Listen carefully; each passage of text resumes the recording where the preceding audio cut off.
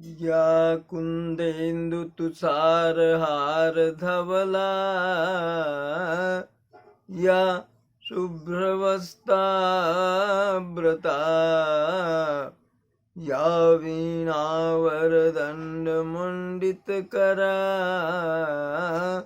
या श्वेतपद्मासना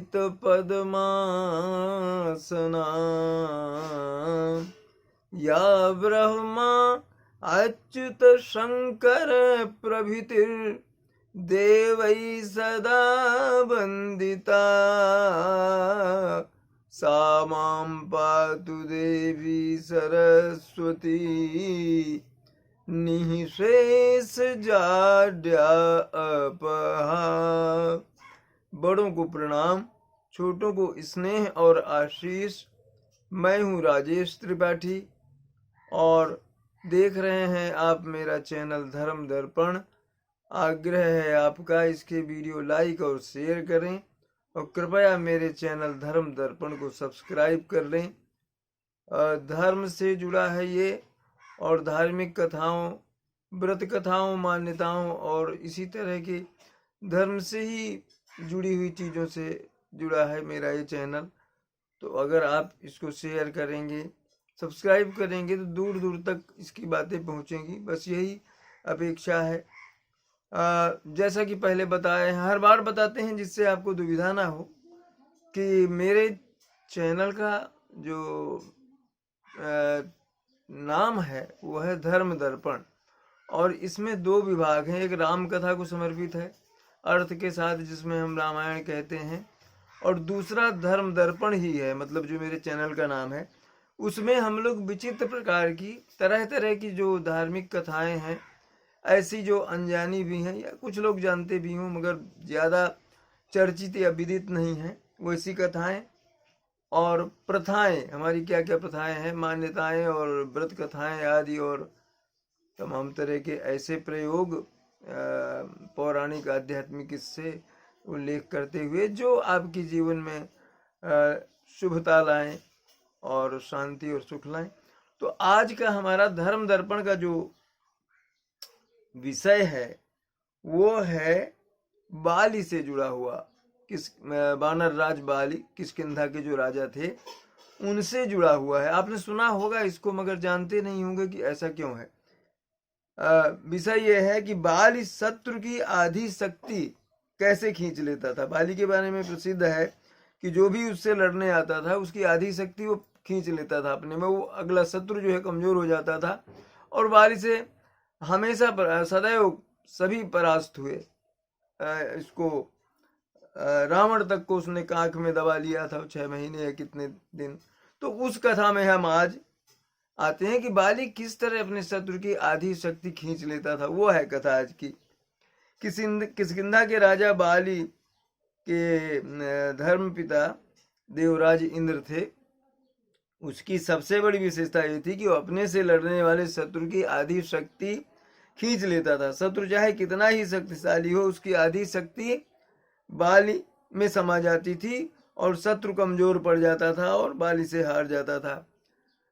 बाली ने सुग्रीव की सारी संपत्ति हड़पी ही उसकी पत्नी रूमा को भी छीन लिया था, अपने भाई, सगे भाई के। इसके बाद उसको राज्य से भी निकाल दिया था सुग्रीव को। बाद में श्री राम ने सुग्रीव से अपने बड़े भाई बाली से युद्ध करने को कहा।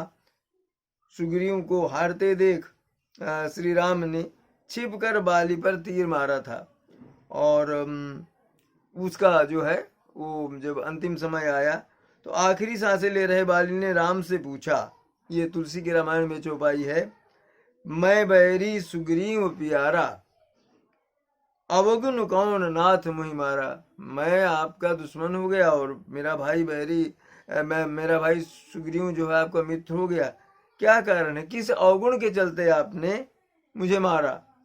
इस पर राम ने जवाब दिया था उसको, ये भी तुलसीदास के रामायण की चौपाई है, अनुज बधु भगनी सुत नारी, सुन सठ ये कन्या समचारी, इनहि कुदृष्टि बिलोकई जोई, ताहि बधे कछु पाप न होई। राम ने कहा कि हे मूर्ख सुनो, छोटे भाई की स्त्री, बहन, पुत्र की स्त्री, ये चारों कन्या के समान है। इनको जो भी बुरी दृष्टि से देखता है उसका वध करने में, उसे मारने में कोई पाप नहीं लगता। शत्रु का आधा बल खींचने की इस अद्भुत शक्ति के बल पर 1000 हाथियों का बल जो है रखने वाले दुंदुभी राक्षस का वध बाली ने कर दिया। दुंदुभी के बाद बाली ने उसके भाई मायावी का भी एक गुफा में वध कर दिया था। बाली अपने भाई सुग्रीव को गुफा के बाहर जो है वो बैठा गया था और अंदर वो इससे मायावी से लड़ने चला गया। भाई सुग्रीव को गुफा के बाहर बैठाकर प्रतीक्षा करने को कह गया था कि मैं जब तक न लौटूं इस गुफा के द्वार पर ही बैठे रहना। कई दिन तक गुफा के अंदर मायावी और बाली में युद्ध चला। फिर गुफा से अचानक खून की धार निकली। सुग्रीव डर गया कि राक्षस मायावी ने मेरे भाई को मार डाला और जब बाहर निकलेगा तो मुझे भी मार डालेगा। इस डर से गुफा के द्वार पर पत्थर लगाकर सुग्रीव जो है भाग गया।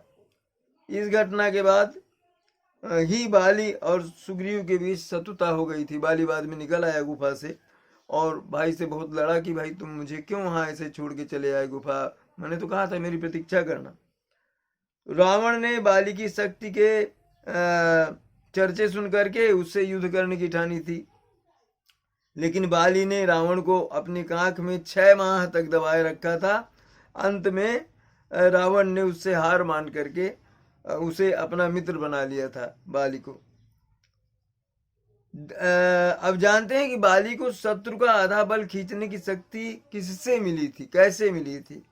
कहते हैं कि बाली को अपने धर्मपिता इंद्र से एक स्वर्ण का हार मिला था और कहते यह भी है कि इस हार को ब्रह्मा जी ने विशेष मंत्रों से अभिमंत्रित कर दिया था, इसे दिव्य शक्ति वाला बना दिया था। इस हार की शक्ति विचित्र थी। इसी हार के कारण बाली लगभग अजेय था। उसने कई युद्ध लड़े और सभी में उसकी जीत हुई।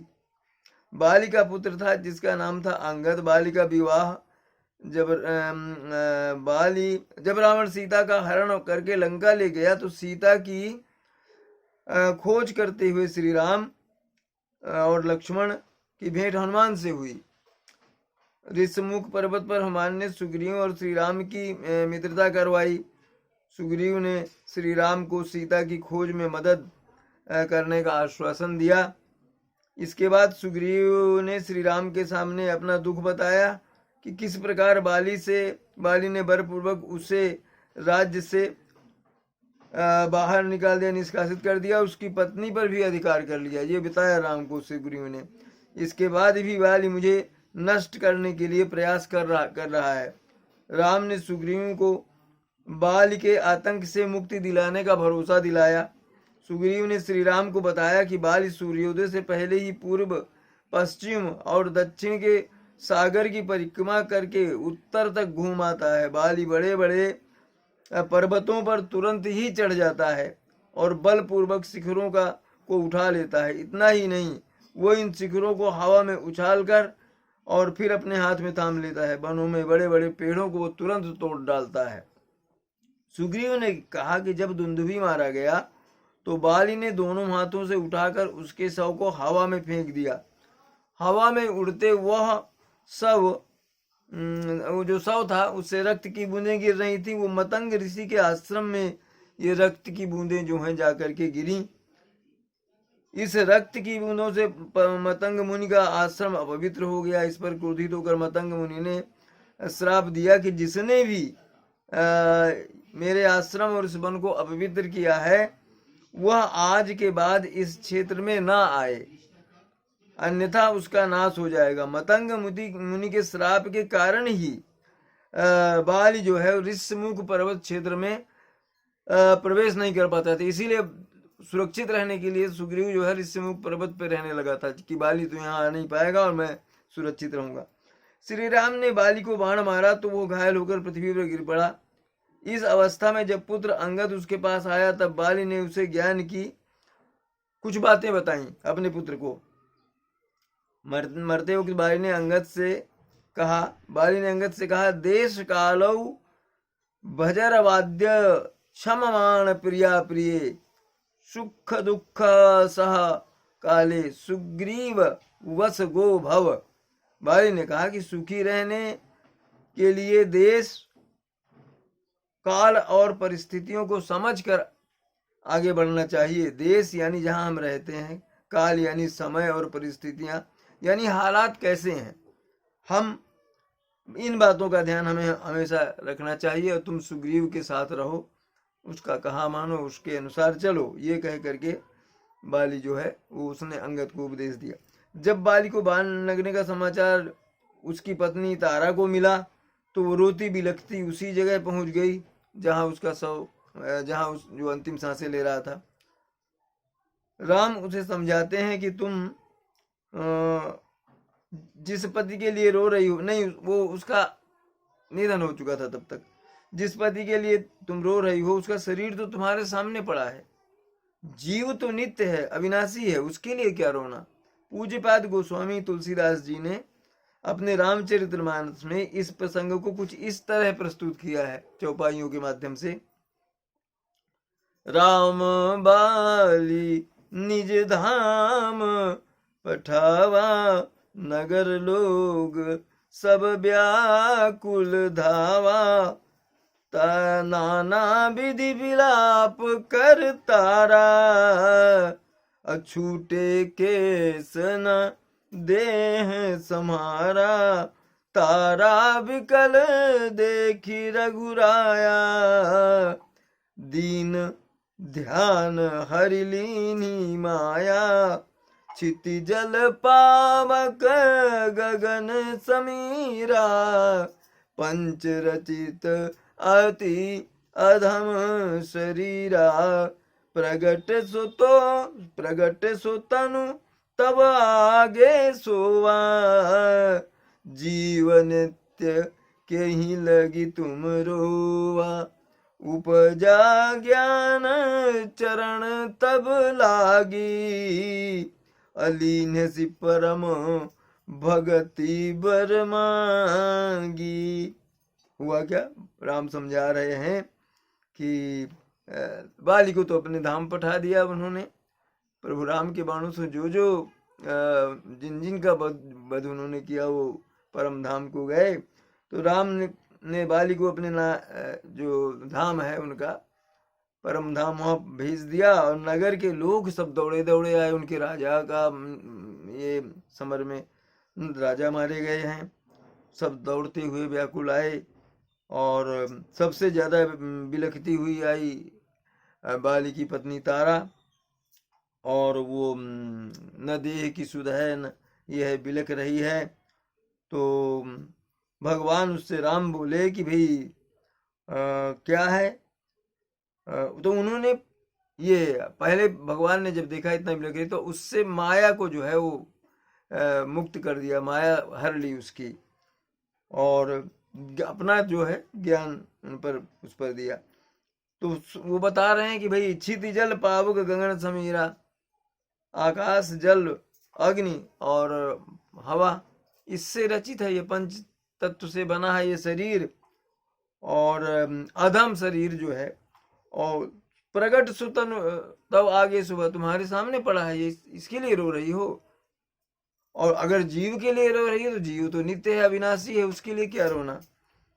तो इस बीच उसको भी ज्ञान उपजा भगवान की प्रेरणा, राम की प्रेरणा से, और जो है वो उनके पैर पकड़ लिया तारा ने और उनसे परम भक्ति मांग ली कि आपकी परम भक्ति मुझे प्राप्त हो। बाद में सुग्रीव को किष्किंधा का राजा बनाया गया और बाली पुत्र अंगद जो है वो युवराज बन गए। तो ये कथा है बाली की कि कैसे उसको प्राप्त हुआ। उस स्वर्ण हार जो मिला था अपने धर्म पिता इंद्र से, उसमें ये शक्ति थी कि बाली वो पहने था तो आधा जो अपने दुश्मन की शक्ति खींच लेता था और दुश्मन जो है वो शक्तिहीन होकर के हार जाता था। तो ये कथा थी आज बाली के अपने शत्रु के आधा बल खींच लेने की क्या मैंने उसके पीछे रहस्य क्या था। तो ये रही आज की कथा। इस तरह की और भी कुछ रहस्यमय और ये कथाएं हम आपके सामने प्रस्तुत करेंगे। बस देखते रहिए धर्म दर्पण और इसको प्रोत्साहित करते रहिए, शेयर कीजिए, सब्सक्राइब कीजिए। नमस्कार।